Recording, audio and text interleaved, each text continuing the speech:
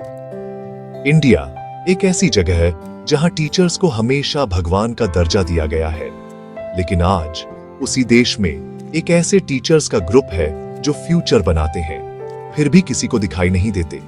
ये guest teachers की अनसुनी कहानी है, वो जो सब कुछ देते हैं लेकिन उन्हें कोई पहचानता नहीं। मैं आपको उत्तराखंड के पुराने क्लासरूम्स में ले जाना चाहता हूं, जहां हजारों टेम्परेरी टीचर्स एजुकेशन का बोझ उठाते हैं। कोई परमानेंट जॉब नहीं, कोई फिक्स सैलरी नहीं, कोई पहचान नहीं, फिर भी हर सुबह वो उतनी ही लगन से पढ़ाते हैं जितना कोई परमानेंट टीचर पढ़ाता है। दुनिया भर में टीचर्स सोसाइटी की रीढ़ होते हैं। फिनलैंड में ये सबसे मुश्किल जॉब, जापान में उन्हें नेशन बिल्डर्स कहते हैं, लेकिन इंडिया में टीचर्स को अलग अलग कैटेगरी में बांट दिया गया है। परमानेंट, कॉन्ट्रैक्ट, गेस्ट, शिक्षा मित्र, अनुदेशक और भी बहुत कुछ। ये लगभग मजेदार है। यहाँ टीचर्स एक नई तरह की स्पीशीज है। 11 महीने की जॉब वाले कॉन्ट्रैक्ट टीचर्स जो दोस्त की तरह काम करते हैं, वो शिक्षा मित्र। और सबसे अजीब गेस्ट टीचर्स, जिन्हें बुलाया जाता है, कुछ टाइम के लिए रखा जाता है और फिर भुला दिया जाता है। उनकी क्वालिफिकेशंस देखिए, MEd, BEd, TET, BEd, TT clear, सालों का एक्सपीरियंस। फिर भी कोई जॉब सिक्योरिटी नहीं, कोई गारंटी नहीं। जैसा कि एक गेस्ट टीचर ने मुझे बताया, मैंने वो सब कुछ किया जो सरकार ने कहा। सिस्टम में बस मेरे लिए कोई जगह नहीं है। जब ऑफिसर से पूछा जाता है गेस्ट टीचर्स को परमानेंट कब किया जाएगा, तो जवाब हमेशा होता है, हम पॉलिसीज बना रहे हैं, अभी के लिए खुश रहो कि तुम पढ़ा रहे हो। ये ऐसा है जैसे किसी पार्टी में गेस्ट होना। आपका यहाँ वेलकम है, लेकिन हमें नहीं पता कि आपको कब जाना पड़ेगा।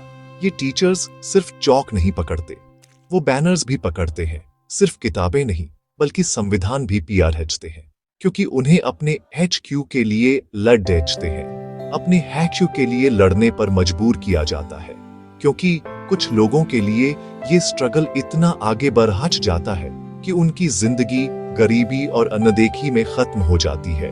कोई फाइनेंशियल मदद नहीं, बस न्यूज कटिंग्स में भूले हुए नाम। हर इलेक्शन में पॉलिटिशियंस टीचर्स के लिए इज्जत, स्टेबिलिटी, एजुकेशन को प्रायोरिटी देने का वादा करते हैं, लेकिन गेस्ट टीचर्स के लिए हर शब्द खाली है, हर वादा खोखला है।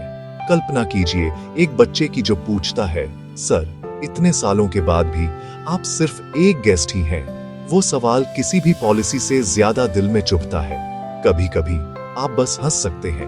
मैं एक गेस्ट हूँ, एक टीचर ने मजाक में कहा। शादियों में मुझे खाने के लिए बुलाया जाता है, स्कूल में मुझे पढ़ाने के लिए बुलाया जाता है। बस फर्क इतना है, शादियों में खाना मिलता है, स्कूल में वादे मिलते हैं, लेकिन उस हंसी के पीछे एक खामोशी है, भारी और सच्ची। अब एक्शन लेने का टाइम है। हमें क्लियर पॉलिसीज चाहिए, क्वालिफाइड गेस्ट टीचर्स को रेगुलराइज करना चाहिए और एजुकेशन को एक नेशनल रेस्पॉन्सिबिलिटी के तौर पर एक रियल कमिटमेंट देना चाहिए, न कि एक पॉलिटिकल स्लोगन। मैं गेस्ट बनकर नहीं रहना चाहता, मैं इस देश के फ्यूचर का बिल्डर बनना चाहता हूँ, परमानेंटली। अंत में अतिथि शिक्षकों की इस यात्रा को सलाम। आप वो दीपक हैं जो आंधियों में भी जलते हैं। आप वो बीज हैं जो पत्थरों के बीच भी जड़ें जमा लेते हैं। आपकी मेहनत, आपकी उम्मीदें एक दिन वसंत लाएंगी, जब हर अतिथि शिक्षक स्थायी सूरज की तरह शिक्षा के आकाश में चमकेगा। आपकी आवाज आज भले धीमी हो, कल यही आवाज परिवर्तन की गूंज बनेगी। अतिथि शिक्षक, आप सिर्फ गेस्ट नहीं,